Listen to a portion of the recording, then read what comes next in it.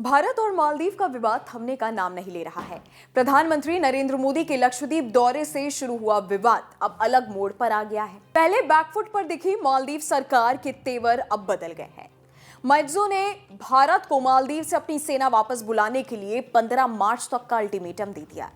बाद में दोनों देशों के अफसरों की बैठक हुई तो भारत भी इसके लिए तैयार हो गया। राष्ट्रपति मोहम्मद मोइज्जू के कार्यालय में सार्वजनिक नीति सचिव अब्दुल्ला नाजिम इब्राहिम ने कहा कि भारतीय सैन्यकर्मी मालदीव में नहीं रह सकते।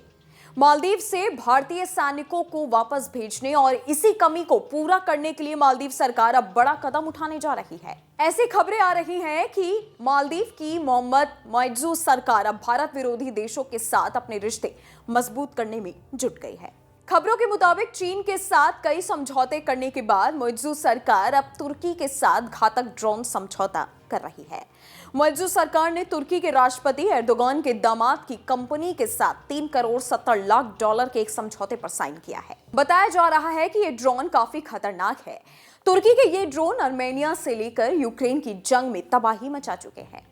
भारत का पड़ोसी दुश्मन देश पाकिस्तान भी इन किलर ड्रोन का इस्तेमाल करता आया है। मीडिया रिपोर्ट्स के मुताबिक मालदीव की मोइज्जू सरकार का कहना है कि वो अपने विशाल समुद्री इलाके की निगरानी के लिए इन मिलिट्री ड्रोन का इस्तेमाल करेगी। मालदीव की मीडिया रिपोर्ट के मुताबिक मोइज्जू सरकार ने इस ड्रोन डील के लिए पैसा भी जारी कर दिया है। हालांकि मोइज्जू ने इस बात की जानकारी पहले ही दे दी थी। मीडिया रिपोर्ट्स के मुताबिक मोइज्जू ने कहा था, हमने अपनी शक्ति और क्षमता को बढ़ाना शुरू कर दिया है ताकि 9 लाख किलोमीटर के विशेष आर्थिक क्षेत्र में अपनी निगरानी को बढ़ाया जा सके। मैं आशा करता हूं कि जल्द ही अपनी क्षमता को विकसित कर लेंगे ताकि इस पूरे इलाके का प्रबंधन किया जा सके। इन सब के बाद जो सवाल खड़े होते हैं वो ये कि क्या मालदीव का ये फैसला सही साबित होगा? क्या ड्रोन की डील मालदीव को फायदा पहुंचाएगी? मोहम्मद मोइज्जू हाल ही में चीन के दौरे से लौटे हैं, जिसके बाद यही सोचा जा रहा है कि क्या मालदीव को ड्रोन खरीदने के पैसे चीन ने दिए हैं। कई सवाल मालदीव सरकार के ऊपर उठ रहे हैं।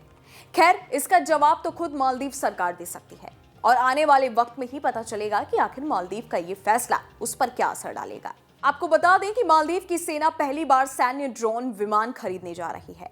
मालदीव कम से कम 3 लड़ाकू ड्रोन तुर्की से खरीदने जा रहा है। इससे मालदीव की सेना भारत से सटे समुद्री इलाके में 24 घंटे निगरानी कर पाएगी। चलते चलते बता दें कि भारत मालदीव की बैठक मोहम्मद मोइज्जू के चीन की राजकीय यात्रा से लौटने के एक दिन बाद हुई। इस दौरान मोइज्जू ने चीनी राष्ट्रपति शी जिनपिंग सहित कई अन्य वरिष्ठ अधिकारियों के साथ मुलाकात की। इस दौरान चीन और मालदीव अपने संबंधों को व्यापक रणनीतिक सहकारी साझेदारी तक बढ़ाने पर सहमत हुए। मोइज्जू की चीन यात्रा से ठीक पहले मालदीव के 3 उपमंत्रियों ने सोशल मीडिया पर भारतीय प्रधानमंत्री नरेंद्र मोदी के बारे में अपमानजनक टिप्पणी की थी। इसके बाद से ही भारत और मालदीव के बीच विवाद पैदा हो गया था। इस बवाल के बाद मालदीव ने तीनों मंत्रियों को निलंबित कर दिया था। इस मामले में जो भी अपडेट आएगा वो भी आप तक पहुंचाएंगे। आप बने रहिए एनएन के साथ।